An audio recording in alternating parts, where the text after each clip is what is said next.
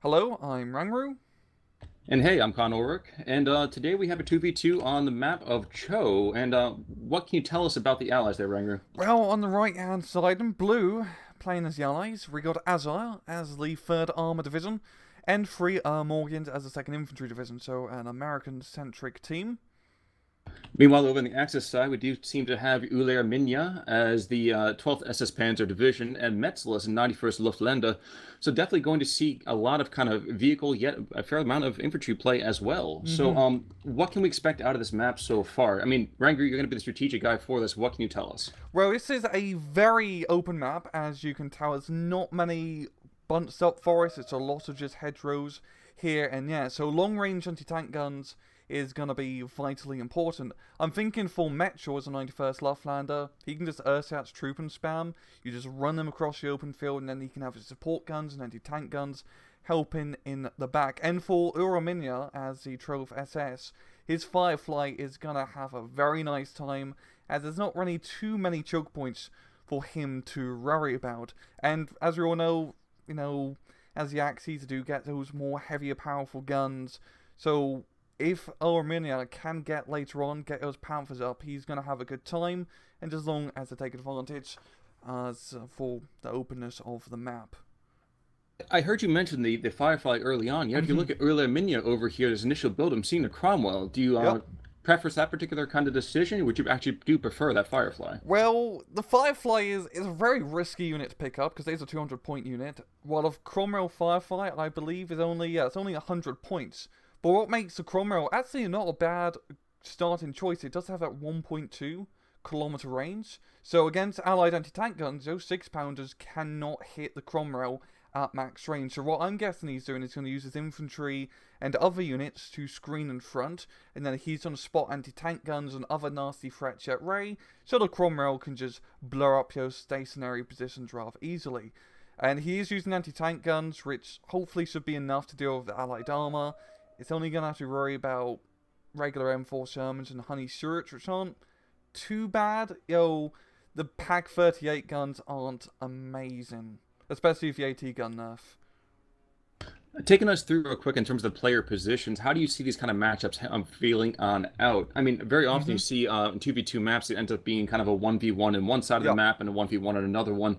So lay it out for us. What are we looking at? So we got 91st Luftlander on the top hand side, rightfully so, because on the town, Ursat's troop and spam kind of just goes hand in hand, while the Troph SS, Ulura, bottom hand is tank heaven with those giant lush open fields. But for the allies, we got Azar, 3rd Armoured, going down below. Makes sense, he's the armoured deck, he wants to take advantage of the open ground, especially with his jumbos later on, as 3 Morgans. I'm just going to call them Morgans going up top of infantry, and if he can use his Ranger Assault effectively, he should have a pretty easy time without town, because, as we all know, Ranger Assaults are pretty bloody deadly. And I'm Oh, not... that's definitely true. Yeah. Very true. One thing I will say, I'm not seeing a lot of recon over here for the Germans. How do you hmm feel about that particular decision? I guess not too bad. I mean, for Metchel, he can just use Ersatz Troopen as recon. But I'm seeing, yeah, is Metchel sending all these units up to the town? No, he's sending quite a few of those units into the kind of like bottom half of the town area. So we're going to see what he's going to be doing. Yeah, not going full on into the town. What it seems like Morgan's is, yeah, he's going pretty hard in the town. Just a few recon and other units heading to the southern side. I was going to say, okay, so if you want to highlight all the units real quick, I'm going hmm to show out their final Oh positions. Do yeah. you see anything interesting about this so far? That's pretty standard stuff. Heavy attacks into the town. The middle is just a few defensive stuff, and down below, yeah, Munyar's really taking advantage of that hedgerow to block line of sight, so he can unload his troops and get his anti-tank guns into position. But that's pretty standard play. I don't think either side is going to attack too hard in the middle, because people are very reluctant to attack into the middle, because you can get hit by both flanks, right? If you hit on, the bottom or top hand of the map, you can't get flanked from one area, which kind of relieves a little bit of stress. Now, I don't want to cut you off too quickly, hmm but at the same time, it does look like we're going to get our first firefight. It's going to be beginning any second here. The Opel hmm Blitzes are, of course, offloading all of those troops. And I have to say, would you suggest that maybe the three Morgans is in a better position with these Ranger assaults? Or, I mean, we're seeing some rifles and Yeah, I've not seen really, some actually a lot of them now rifles. to think I about it. know. Yeah, okay, you've got a few Ranger Assaults. The Ranger Assault is all about position. If he can get close and close the range with the Falltjägers, he wins. But as you can see, the Falltjägers right now, pinning down that Ranger Assault squad and forcing it to retreat. It really just comes down to if he can get close to those assaults, because that Flamethrower is saving grace. Oh, very true, very true. Now, one thing I am kind of surprised to see right now already is that there's not a whole lot of meat grindery action going to be setting on up for the southern side of the map. And of course, I'm sure you could comment, Oh, a lot of wow. tanks don't really want to go into that meat grinder. That's By very by the same pacifistic. token, by the same token, we are seeing several infantry units and actually a couple of air slash trooping going down very early here. But it does seem like those Ranger assaults are bogging down quite a bit. One falling back out of the town already, and really kind of falling back on that DD tank. Yeah, Uh, the Ranger Assaults are having trouble closing that gap because they don't have a forest or like a good building cover to really run up and get close to the Falltjägers, so that they're forced to stay back or they're just going to get annihilated. Now, I want you to take a look at the southern side of the map from here, too, because like I said, while we're not seeing a lot of immediate action, we're seeing a lot of probing starting to begin to happen here. 251 supporting a Panzer Grenadier squad moving up into one of those hedgerows. Now, I'm sure that we're not going to see perhaps an immediate push, but I imagine it could be kind of interesting to see what maybe a Shrek kind of rush, a Faust rush coming on in at the same time. How do you feel about that kind of idea here? Yeah, we got those Stuarts. They are pretty close to the forest, not close enough to take advantage of a Panzerfaust, but a Panzer Shrek could definitely hit him, but I don't believe Minya would have him in his deck. But the thing is Minya can't really attack across that hedgerow because there's three bloody Stuarts on the other side. They're just going to pop your Cromwell rather easily, unless he goes all the way around the bottom hand flank. And because he only has AT guns, he can't really be that aggressive, so unless he gets a Firefly and brings it around the bottom hand side to try to hit those Stuarts, he can't exactly do too much. Well, and that's an interesting comment that you do bring up, is that the Stuarts are a rather powerful unit early Mm-hmm. on, especially for the Third Armored. I remember casting a couple of games recently, and I see P4s getting taken out by those Stuarts, but it looks like a P-Gram might get close enough to get one of those Oh. Fausts off. Yes, there we go. Actually, the Scott buys it, and it does not look like the M5A1s can get any kind of vengeance in Mm-hmm. return.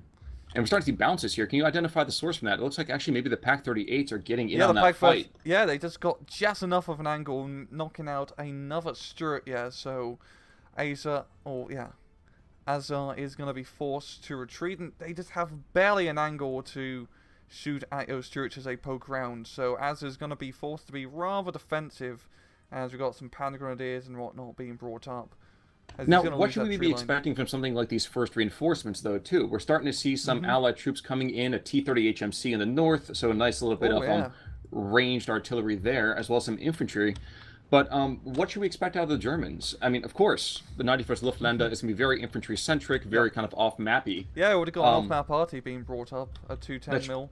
true, and the 12th SS is not going to see a lot of firepower, I would argue, until Phase B and Phase C. So Yeah. what would you expect to see out of the Germans at this particular time? Well, we already got the Firefly being brought up from Minya, which is more and about time because it is a very essential unit to bring up. It's hard to play a Phase 12 SS without the Firefly yet.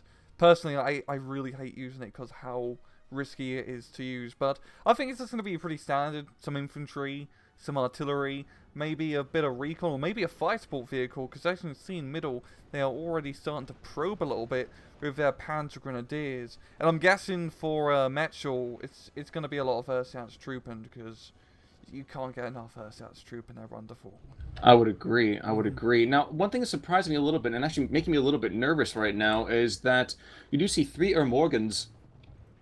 He's got a couple of ducks in the middle part of the map, but he's not really doing a whole lot with them. They're not Oh yeah. disembarking. They're not really doing anything. Are we possibly seeing perhaps a What? Sorry, you cut out. No, of course. Okay, so ducks in the center part of the map Mm-hmm. right now for three Morgans. I got a couple of ducks there with troops still Mm-hmm. inside. Would you care to comment on whether or not you think there's going to be a push through the center part of the map? I think he's just using them for defensive purposes right now, because you already got the Panzer Grenadiers already probing through, and Azur's really starting to plug us up by using his half-tracks very effectively, of course, because it's definitely going to help out in that long-range engagement. But I'm guessing he's just going to try and put them into that little town area in the middle just to hold on. And it's really quite interesting for Morgan, because you usually see a lot of second infantry guys. Their A phase lineup of infantry is just rangers. I hardly see rifles being brought up in A phase. They're usually more of a B to C phase unit to bolster up your forces. Seems very accurate. Seems very accurate. And we actually are approaching Phase B at a very, very slow rate here. I have to admit, Rangru, I have a couple of seconds behind you. I had to tone down my sound just a tiny, tiny bit. So I'm at 1020 right now. I'm going to help you give a little bit of a guideline there. Yeah, I'm at 1030, so we're not too bad. I'm at 1033 right now. Okay, I'm 8 seconds behind. So, let's not be too excited here, okay? Now, okay, so returning to the north and take a look at that meat grinder I cited before, we are going to see a 60 mil mortar for 3 Earl Morgans is going to get hit by a TOT barrage in just a second here. It looks like 15 seconds to go. And we see our first aircraft on the map, a Henkel 129, making a nice little gun run across the center line.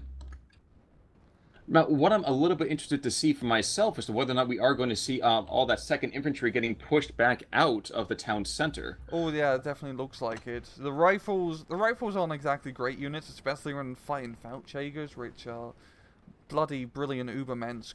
And the Ranger Assault Chases cannot get into good positions to stop his assault, so I'm thinking, yeah, Morgans is going to get pushed out of his town unless he can get some proper fire support. He does have a Sherman, yeah, but a little bit dangerous at close range. Those Feldjägers have Panzerfaust, and his mortars are just getting off-map RT'd rather heavily, so it's not looking great for Morgans.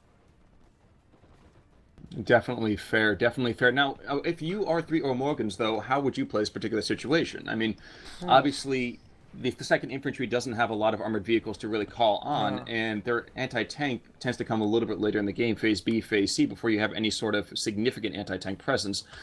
Given that you are facing an almost entirely infantry division, what's the counterplay to this? A lot of artillery helps. He does have those 60mm mortars, which are decent, but as you can see, they've already got counter-artillery. They're still alive, which is rather good. Probably the heavier 107 mortars to help out. There's a few good spots, I think, around the town to use long-range fire support, but I think it really is just you do have to use Rangers, like Ranger supports and Ranger M1919s to help you get through the A phase, because rifles are just not... They're not really that good because the bar machine gun, even though they have 2 bars and semi-automatic rifles, it's just not going to cut it against Feldjägers, which, of course, are a much higher tier unit. I don't want to cut you off too much. At the same time, we did just see the Ranger Assault did force a surrender real quick of a Panzer Grenadier unit. Unfortunately, it doesn't seem to really change the battle lines too much. You want to take a quick look at the score. We have 44 to 130 with a flat 50-50 between both teams. And was I wrong? Or did I just see that the last artillery barrage got dropped by that Shermanwagen in the north? Yeah, I think he used up all 3 of his charges already, so that's the thing of off-map RT. They're very powerful, and of course they're bloody annoying to deal with. But a lot of people, they just unload it all immediately, so now that's Shermanwagen. I don't want to cut you off real quick, but we are going to see an ME-109. Henkel is trying to get in to take out this artillery piece, and does so. So the second infantry is getting, just honestly, it's starting to form a slight bit of a cauldron, a little bit of a bulge in the German lines for the moment. But I kind of get the feeling that Metzel really could be pressing the issue if he really desired to. It's really not much of a force left. If he had run off-map RT Barrage, that's a very nice clumped-up force to try to attack, but yeah, he's pretty much holed up in that little town, Mr. Morgans. It does have a few fire supports to help out, but I think Maxwell's just going to sit back, enjoy the +1 point advantage, and not try to push too hard. And that's fair, but maybe one thing we haven't checked out so far, let's switch over to the Axis point of view for a second. Let's click on Metzel just to see what he actually does see. So he is going to see a P-47 coming on in. Some bombs are coming down. Not even see what's coming down just yet. Unfortunately, maybe it looks like he's just on combat air patrol. But we are noting right now that we would be dropping an artillery barrage right into this middle of this town center, but I guess we're not really noticing the difference between what we see and what they see right now. That Sherman, for example, is only coming into view, I think, just about now. Let's slide back down to the southern side of this map real quick to see, first of all, the center is heating up a little bit. We have a little bit of action, like you said before, probing coming out. 250s, actually, we just hit Phase B in the meantime, too, so I'm going to ask you to bring us up to speed on what we should be expecting from both sides here. But 250s pressing on in, and then they will definitely outgun the M3s, although that Command Stewart will send them packing should they press the issue too much. Mm-hmm. But lead us into Phase B. What should we be expecting out of Phase B from, let's say, the northern battlefield, and we'll get down to the south in just a second. Well, for Azza is automatically bringing up a 76mm Sherman, which is going to be a good counter against the Firefly. He does need to try to stun up the Firefly beforehand. He's going to be doing that with a mortar, which is going to help. So, really, for Azza, 76 Shermans, and hopefully he has some Jumbos, because the Jumbos are fantastic. Like, especially against Trophus S, thinking, because the Panther can't pen the Jumbo at max range, and you can just use it as a punching bag and get shot at. Minya's probably going to bring up, of course, Panthers, maybe some Panzer IVs, and I got to give him props for keeping the Firefly and the Cromwell alive for A phase. That's a bit of an accomplishment, keeping both of those alive. And really, for Metrals, it's pretty simple. Just already got some Pioneers being brought out, and probably some more standard units as the actual Loftlander really starts to get its more regular equipment into Just a quick note, sorry to cut you off. We are going to see a P-Grand squad down at the southern tip of the map, has taken out a half track, going to be pushing back a Jeep in the meantime, and it's going to looks like it's going to be aggressing and really starting to take some more territory for those Germans. Not getting a whole lot of assistance, though. Never mind, there's another Grenadier squad coming down with a fast take out the Jeep. Maybe not the most exciting immediate play, but like you said, we are going to see both the Firefly and the Cromwell are still alive. Tell me, why are you thinking that these Fireflies and these Cromwells are not pushing the issue a little bit more? Heck, for that matter, why are these Pak-38s still so far behind by a couple hundred meters behind the front line? It would be much better place shifting them on in. Yeah, that's just pretty bad placement. Ooh, and we just actually lost the Firefly. Got knocked out, yeah. The Pak-38s, yeah, just, yeah, it's pretty bad placement, especially having them both together. It really sort of moves them up to the next front line, but, really, like, losing the Firefly is going to be a bit of a hurting, yeah, for Minya. Hold on a second. We have a bit of air power coming on in. One guy's on combat air patrol. Actually, we're going to see the Tiger Wittmann coming on now. So Michael Wittmann has hit the field. Henkel 129 is going to go. He's forcing a bailout on the Stewart. And this ME 109 actually not making a whole lot of aggressive play. Nope. But here comes Francis Gabreski. So he's going to come in, probably take out this 129 pretty quickly, I think. Already smoking up as we speak, but Gabreski is taking a lot of ground fire. Now, I mentioned this in a recent video for myself, and I'm sure you've seen the post. There's a lot of flack, no pun intended, that these 20 millimeters are way too powerful. How do you feel about that? Autocannons? Yeah, you know, if it hurts, that's what they're using. Autocannons are really good, and it's one of the main things that makes Germany rather interesting as a nation. They don't get the 50 cal, but instead they get 20mm autocannons. What makes them really powerful, and why I kind of agree with OP, is AP scaling, because they can penetrate like lighter tanks pretty effectively if they're getting close. They usually have good veterancy. A lot of these are like 234s and 22s, and they're just pretty powerful. Give me just a second here. I want to go back to the north. You might see the Sherman starting to advance a little bit. I don't know. Okay, never mind. He's falling back. Yeah. There was a quick rocket attack coming up from the ME 109 to force back an MG rifles as well as an M20, and that DD seemed like he was going to be brave and charge on in, almost coming into the Fallschirmjägers. In fact, I'm wondering if those Fallschirmjägers just did not take the shot. Yeah. Because that forced order there. That seems a little bit of a misplay on the part of Metzel. How do you feel? Yeah, I think he just kind of kept him back a little bit. Didn't want to try and expose him to other support guns in the back, because you've got a Bofors here, you got a 50 cal machine gun squad. So he probably, and usually when you're holding a town, it's pretty nice just to stay in the center of it and not put your units on the outskirts, because then they can get exposed to outside fire. It's not like Wargame Red Dragon where you can just put an ATGM squad on the outside and just hope for the best. What time are you at, by the way? 1902, and I'm not sure if you noticed this, by the way, but down in the south, actually, we are going to see a Calliope has been called on in. And we are actually seeing Michael Wittmann slowly making his way to the front. I think he's trying to move up in close support of this Panzer Grenadiers are getting... What time are you at now? Because I just paused my replay for like a few seconds. 1920. 1921. Yeah, okay, there we go. ME 109 making a gun run after this M4A3, this up gun. Seems to be up. Never mind. He's falling back. He's pulling away from that attack run. But no, interestingly enough, so we have a Calliope down on the field.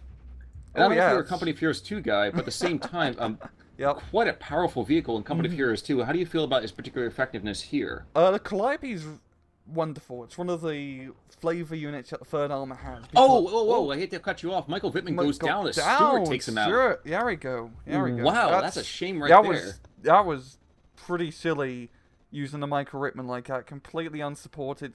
Definitely got a bit too cocky here, but good play there from Azza. Very good play.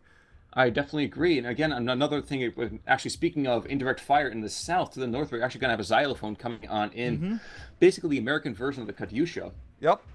I think we're probably going to be seeing ourselves a little bit of a, how do I put this delicately? Well, a ton of damage being done, I'm guessing, to the Lufthansa in a pretty short bit of time. Looks like he's moving behind that Bofors in the front line, about 200 meters off that. Yep. And the xylophone's definitely a pretty smart. It's exactly what he needs to just stun up that town to bring up his forces. But he has a lot of rifles, which should be enough if he uses the xylophone correctly, even doing a bombing run, as you can see. But it's just going to be about suppressing the heck out of that town, and then moving up and trying to clear it up with his fire support and riflemen. And I'm at 56 at now. Okay, 21 flat, 21-1, 21-2. We're exactly on the same time. Quick thing for you. So maybe you can tell us, to a lot of our newer players out there, I know you do a lot on the mechanics of this particular game. Airborne divisions, of course, don't suffer the same kind of penalties in terms of being surrounded, in terms of also actually surrendering as well. Yeah, how do you think that really plays into this particular defensive strategy that's going on right now? I think for the Foulshakers, it doesn't really matter too much, because they're not going to be surrounded, and 91st Luftlanders is the least airborne division in game. They're more like a hindered infantry division with they get a lot of planes to also bolster up. But I think for the Foulshakers, they're probably not going to get surrounded. It's just going to be a simple frontline battle. And I think as well, he's going to have to start relying on Grenadiers and Pioneers soon, because you only get 8 Foulshakers for your 91st Luftlander, and he's already lost a few of them as I have count, so I don't think he has too many left. We have some air comm going on here. P-47 going after ME-109, but in turn getting chased off a little bit. Oh, never mind. Those Bofors. Good AA. Good AA. I know. We got another plane going after the Thunderbolt. Yeah, I was going to say, I'm actually rather surprised by that. I mean, the 91st Luftlanders, of course, is a very, very good and strong Luftwaffe faction, excuse me. And the P-47 does mark, I think, the first kill of this particular game, which is shocking so far, considering the kind of airstrikes that we've seen. Let me shift down to the south real quick. So we're going to see a Jagdpanzer as well as his Beuter Cromwell still alive. Oh, Jagdpanzer. That's a really good pick.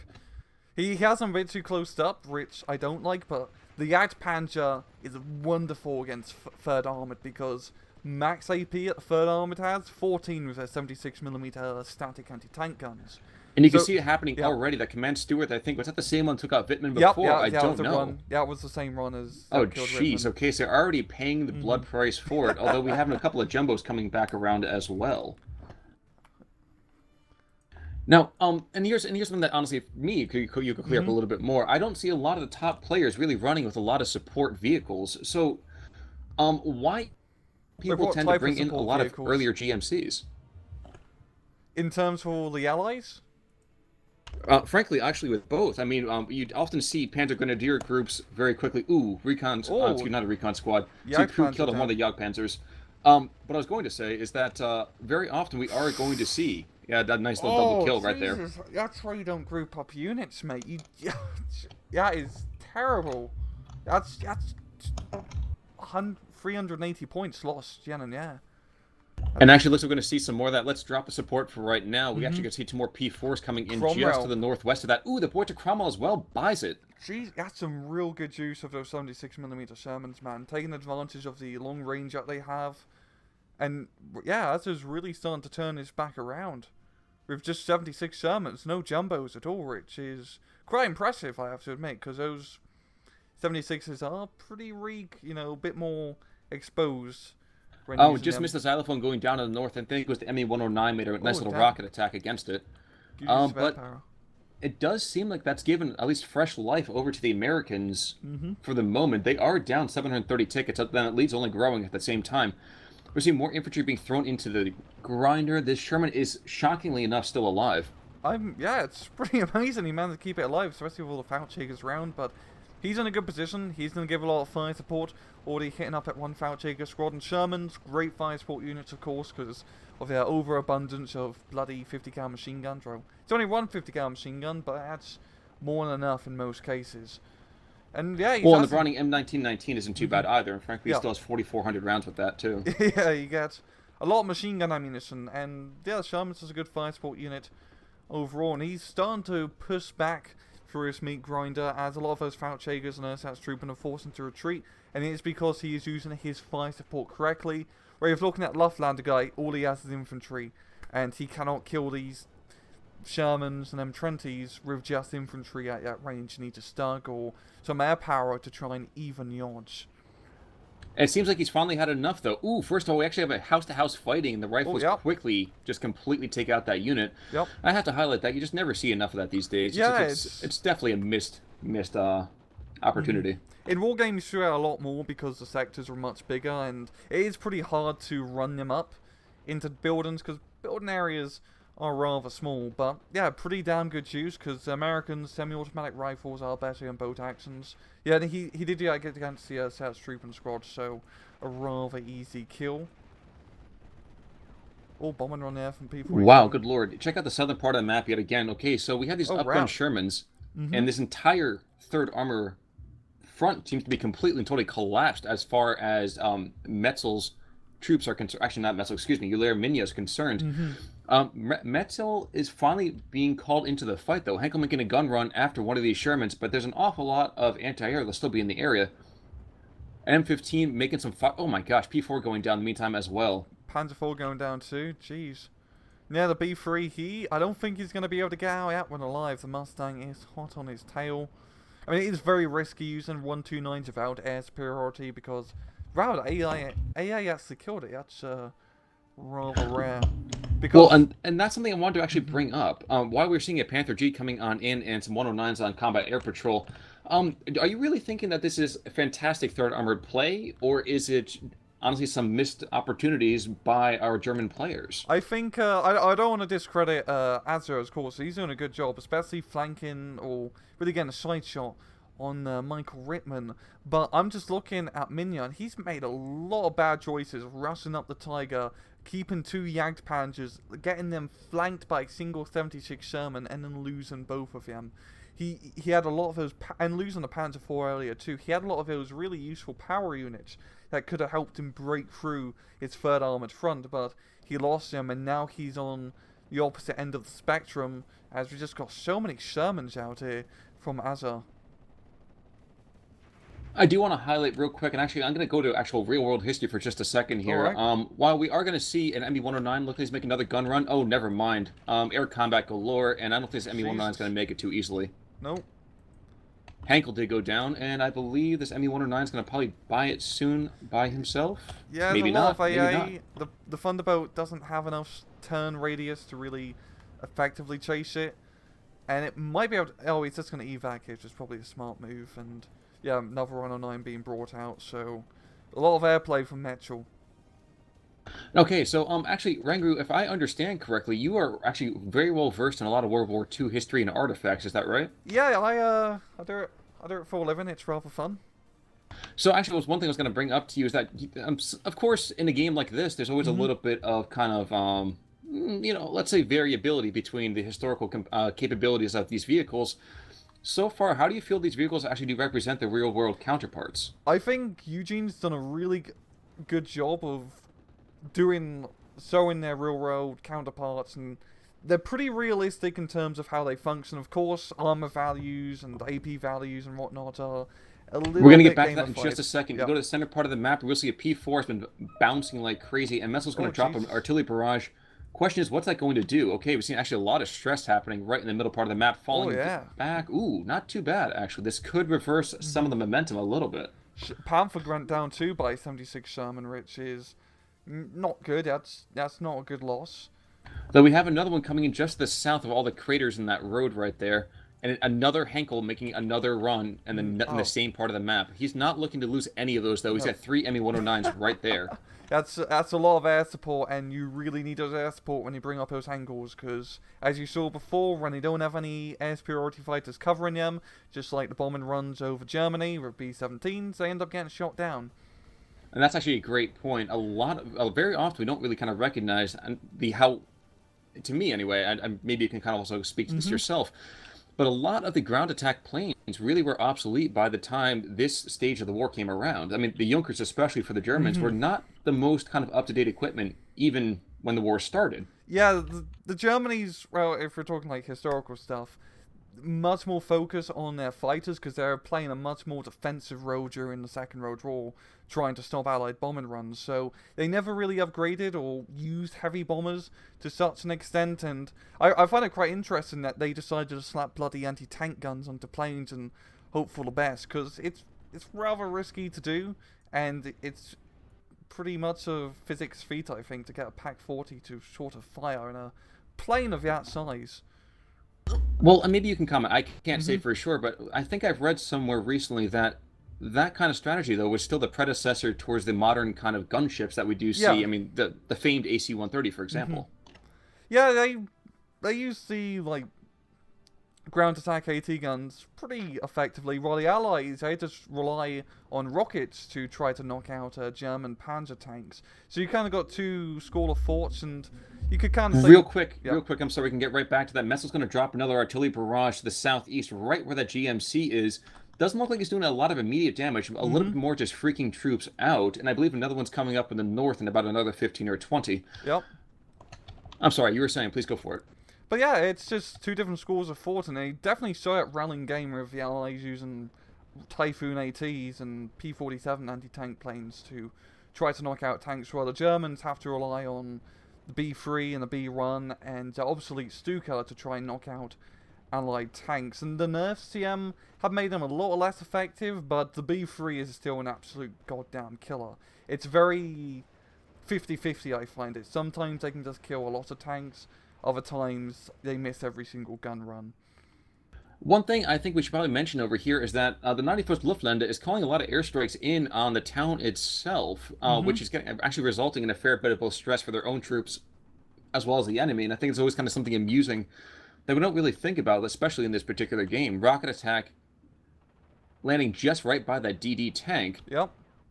And good lord, actually we're seeing quite a Oh, furball happening up jeez. in the skies. There we Jeez, go. 3 Me-109s. And those 109s are really good fighters. He does have the one-star veterancy, it helps out a lot. Good turn fighters. They're pretty damn decent, but he's gonna be flying over enemy AA lines and completely stunned up. Unfortunately, the Allies aren't gonna bring up a plane to try and intercept. Now, one thing I didn't see before, did you see what happened to Francis Gabreski? I've seen games where that guy has racked up Yeah. 6, 7, 8 kills. Is he Hmm. still alive? I don't know if I honestly don't know in terms of real life, but in terms of fighter I pilot. meant literally in this game. In this game. Oh, okay. I think he's still alive. I've only seen him once or twice. Maybe I've kind of missed when he got killed, or you can see later on in the history tab. But what really makes veterancy on fighters is such an important stat. If you could get two like 0-star fighters, or you could get one 2-star fighter in your own race. Hold up. Yeah. Okay, we're seeing the tank column, the Panzer Kyle being Oh, hit hardcore, rockets away, bombs galore, real all good three use of falling back. rockets. The That's a 223 is falling back. Okay, actually, but no actual deaths there. That's actually supremely shocking for Mhm. me. Yeah, I mean, they're really only using HE bombs and whatnot to try and soften up that Panzer column, and that is the thing about the Allied, like, ground attack bombers. They can kill German tanks, but if you want to effectively do that, you really need to try and hit the side armor where it's much weaker. But just forcing them to fall back is gonna buy him some time, because they're gonna have to take a little bit to do a bit of R&R. More thunderbolts. Jeez. Both sides using a lot of airplanes, and I'm loving it. Another B-3 does go down, and I think Metz was really running low in those B-3s at this point. Well, and that's the interesting thing too. As a 91st Luftland player, not you maybe personally, but what would Hmm. be your advice in terms of how much you should be devoting of your deck to the air power? A lot. B3s are really important for Metroid's 91st Loftlander because you don't get great ground-based anti-tank weaponry. You get some Stugs and you get some Pack Fort. But you get some Flak 88, but really using those B3s and keeping them alive, which we kind of seen them lose quite a lot of them, is an important aspect of using 91st Loftlander. I think you should at least have 3 B3s in your deck. Now, one thing I'm actually surprised to see. Ooh, okay, damn, Panther Panther. Forts went down. Panzer Fort, excuse me.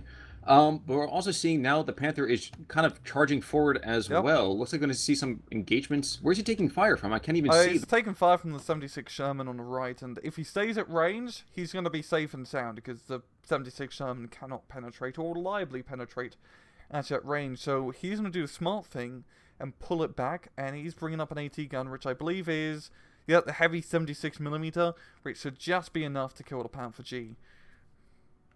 That's fair enough, but he's actually deactivated both of the missiles on it. It maybe he's trying to lure the enemy tank on in, it looks like. Yep, that's exactly what he's trying to do, which is, as third armor, is a damn good idea, and he's really just using 76 Shermans. I am very impressed that he hasn't had to resort to using the Bubba Jumbo. I'm going to bring up in just a second, but looks like we're going to see some more air powers going down for the Americans, unfortunately. This Thunderbolt making another run by himself, but there's so much ground attack fire on Jeez, good lord, that poor guy, he's smoking right now.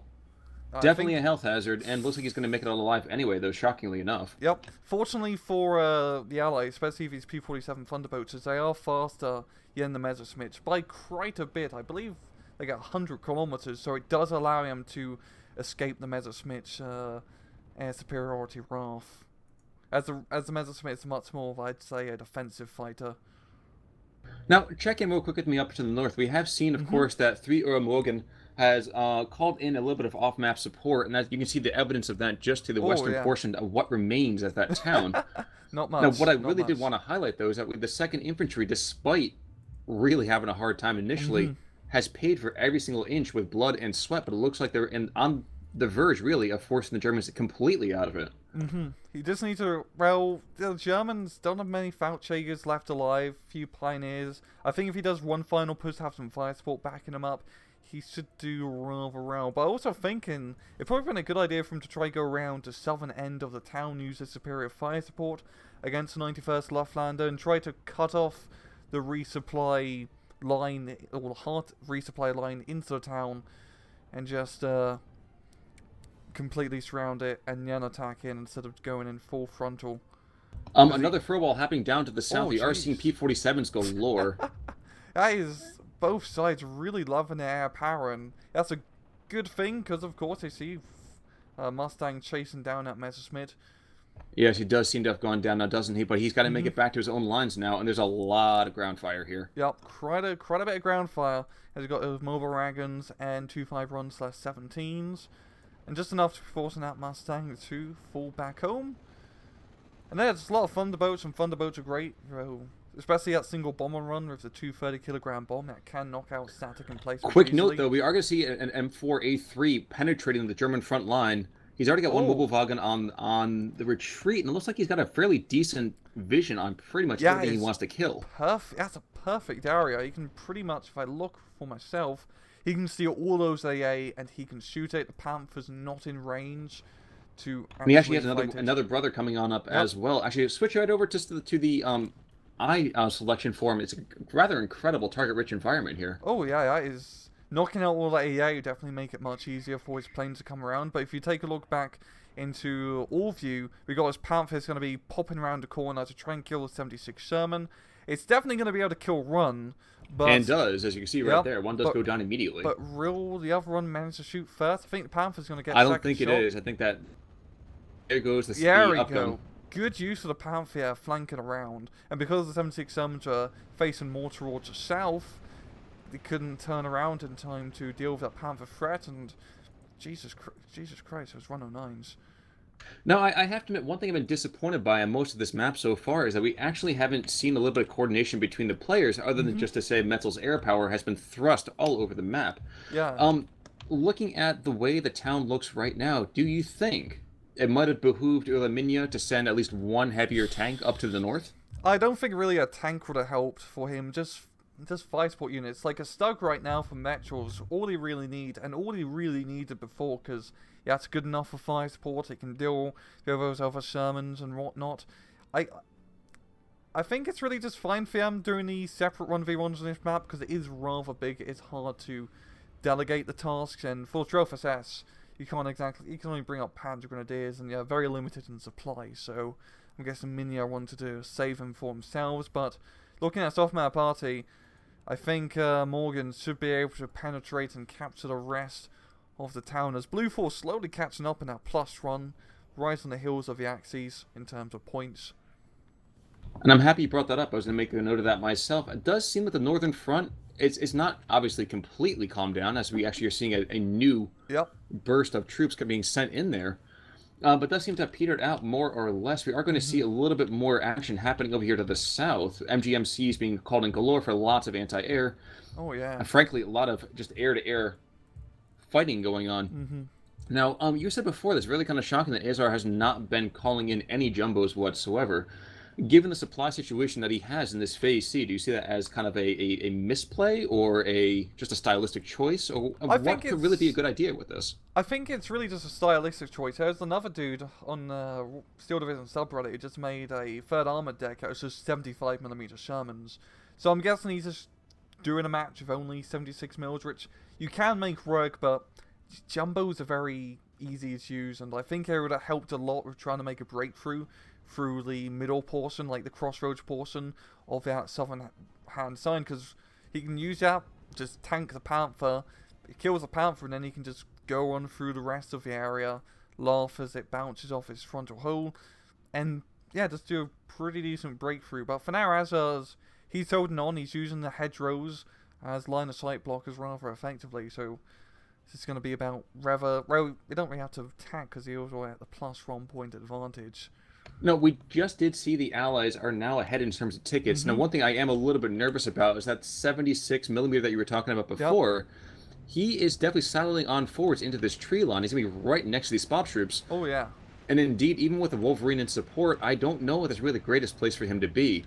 Of course, up above, gun run does happen, but he pays for it with his life. Yeah, that goes as Metzel has really, I think, kept Uller Minya in the game, as in the south. Yeah, Metzel's just fantastic job with the air support. He's been all over the map, dropping bombs left, right, and center, which definitely makes up because nothing really happened in top hand side. That was just a bloody meat grinder. So giving that fire support down below is definitely going to help. We only got like 1 minute and 30 seconds left in the match. Wait, the 47s do not want to be denied. They're dropping bombs after that Panther. Yep. I don't think... Oh, there we go. Fuel explosion. There we go. If you drop enough bombs, it will blow up, and that's exactly what happened, yeah. Actually, I hate to disagree with you. It actually turns out, I think it was that 76mm. That guy still has his HE. He's dead now. He had his HE off, but his AP was definitely on. I think that was on point as well. Probably it, yeah. I mean, you can always just double check in the history. Oh, Wolverine goes down, yeah, by the flat gun. I think that's indeed. Well, that's the dreaded 88 after all. So, and I think it's fairly safe to say we're probably going to see an Allied victory out of this one. Yep. As we start to kind of close this out, what kind of comments are you thinking here? What would have been a much more effective strategy for the Germans? I think for Minya, he really just made some very silly plays, rushing up his Jagdpanzers and Tigers, maybe attacking along the far southern flank instead of trying to go across his hedgerow, because Azar's really just been using that hedgerow line just north of the road very effectively to block off line of sight and denying those German tanks from being able to use a long-range advantage. One more quick thing before this game ends. We're back to a 50-50 split, and it looks like the Calliopes are looking to celebrate July 4th a little bit early. Just a little bit early. Just suppressing out that German infantry, and I think we're going to end right about here. So, 979 to 843, I think will be the final score. We're going to switch over to now the post-game screen for just a second here. So how about, let's talk about the team history. Let's talk about the team stats. Do you think that kind of fairly reflects the kind of effort that both players have put into this? Yeah, Azur's definitely got a lot of kills knocking out those Jagdpanzers and Tigers from before, and yeah, it's pretty average KD. Metro as well definitely got a lot of kills with his airplanes. And I just want to take a look. It was Azur who did upload this replay, and I just want to see at the end. Yeah, the Panther went down to the 76mm gun, and I'm just looking through the history right now. It's pretty balanced all around. Both sides were given and taken as much as they were given. Now, there is kind of one funny thing, actually. Do check out, there's an M4A3 under the command of Hogarth that was just an absolute beast. Boy to Firefly, boy to Cromwell, half-tracks galore, infantry like Oh, crazy. yeah. Really kind of fascinating, but at the same time, Uller Minya's Cromwell, well, he apparently needed to go down. Of course, a lot of the material Yep. they took out was much, much lighter than Yep. that. Good use of the Cromwell. He definitely used it very well during the A phase to give good suppressing fire into the forest at long range from the safe distance of anti-tank guns, but of course you do end up losing it because it's a very flimsy vehicle. Okay, so it looks like we're coming down to the end of this. Any kind of Yep. final thoughts about this particular match? Yeah, it's a pretty good match. I think maybe both sides could have exploited the middle a little bit because the top hand side, nothing really happened. There was a status quo for both players, and attacking the middle always seems a bit scary because you're worried that you're going to get flanked from either side, but usually it's the softest spot, the soft shell for you to punch through, and even if you do get pushed back, just having, that good breakthrough for just 5 minutes, get that point advantage, helps out a ton. But good play from both sides. Definitely had their pros and cons. I do want to make one quick note here. I know we're coming right up to the end of Yep. this, but it does look like 1349, Francis Gabreski did buy it. Okay. Thank you so much to Temples under the command of Metzel, and ME109 did take down the ace. So that's one question answered at least. Yeah. And I think that's pretty much all we have to say. So should we just end it off? Sounds like a good plan. Folks, thank you so much for tuning in. It's been actually very, very interesting for me to be casting with another human being for a change. I hope Rangru has Beep, boop, enjoyed I'm the a experience as robot. well. Yeah, I've enjoyed this too, and you should expect to see more of these soon as we are planning to do them. But I was going to say the same thing. So, folks, if you're watching this on my channel, I'm going to post a link to Rangru's channel, so go and check him out. And He's I'll definitely do got the a lot same of thing great if you're watching material. my channel. And also Alrighty, the same sounds thing good. for Khan. And I'm Rangru. I'm Con Ulrich. Take it easy. Bye, good day.